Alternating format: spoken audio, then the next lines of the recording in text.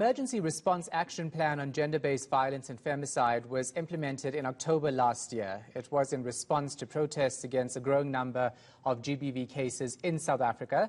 Let's get more now and speak to the CEO of People Opposing Women Abuse, Mary Makgaba. Mary, thanks for your time. We appreciate it. Happy Women's Day, first off.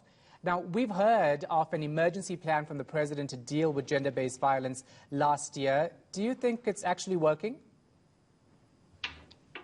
Thank you for having me on ENCA. First and foremost, I think they've made remarkable progress, but it's slow progress because some of the targets have not been achieved. Remember, we had the 5 pillars. They were talking of legislative reform within the emergency response, where to make sure that in terms of bail and sentencing, the other one was regarding the criminal justice system, particularly capacitating and reskilling law enforcement agencies, magistrates and prosecutors, including members of the police force. I still see that those sensitivity trainings have not yet been conducted, and some of the things have not yet been done. It's slow progress. They are working, but there is a lot of talking. We see that the president is trying to do the good work, but in terms of implementation, I see a very huge gap because the implementation is very slow. Yeah, I want to break down those 5 pillars because the plan covered those 5 areas of intervention, and access to justice, as you mentioned, for victims and survivors was one of them. Has much changed on that front? And if not, tell me how so.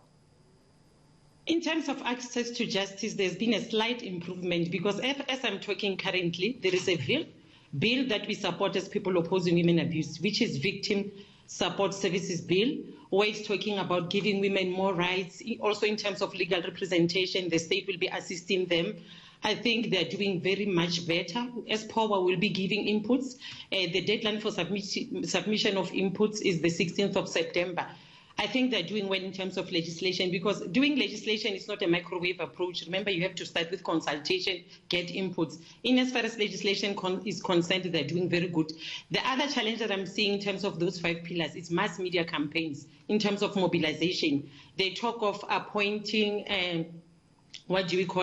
activists, in volunteers who are activists in various provinces in 278 municipalities across the country. I'm not sure if such an appointment has been made. I think it's just a talk show because some of the things have not yet been implemented. So I think they need to pull up their sock and make sure that implementation is very effective because there is lots and lots of talking and duplicating what they're talking about when they talk of GBV and the plans. But in terms of legislative reform, I'm seeing progress.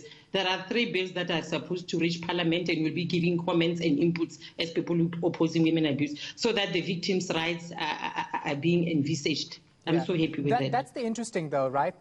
These bills that are going to be proposed, we spoke to Lisa Vetten earlier, who's also a gender activist, and she said that not much will be done even if we see them come into effect. Do you agree with that?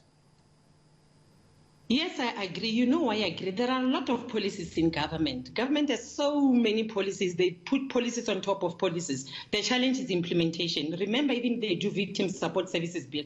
Some of the rights and some of the things are the duplication of the Victims Charter. So I agree with Lisa that nothing will be happening much. It's just that a duplication of efforts.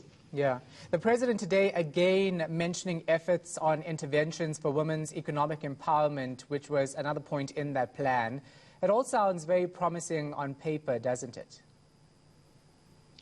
You know, to tell you the honest fact, he presented very well. He said a mouthful, very informative and very motivating, especially for us as women. The challenge is one.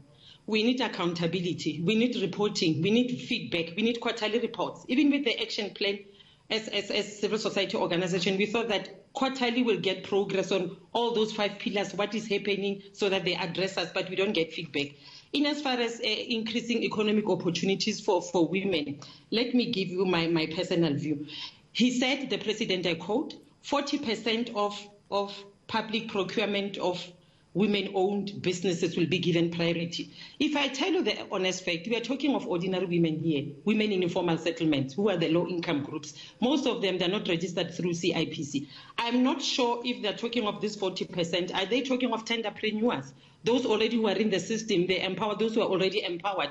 I think they need to train especially ordinary women so that they can register them as government, so that they can have companies, start very small with suppliers, because some of the criteria for procurement they will say the company must have 8 years experience. In construction, there are levels. I'm not in the business fraternities and as I'm in academia, but I think it's going to still be hard for small businesses, women who are hawkers, to enter the procurement processes because of they cannot be able to meet the needs because the criteria is too tight and they don't meet the criteria. So I was not sure where it was the specific reference was given to.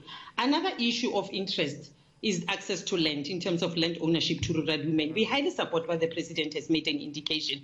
Also, me being from the rural province of Limpopo, I highly support it. But in other parts of the rural communities, remember there are traditional courts, tribal authorities. Women do not have rights in such kind of areas. You cannot get land when you don't have children. You cannot get land when you are not married.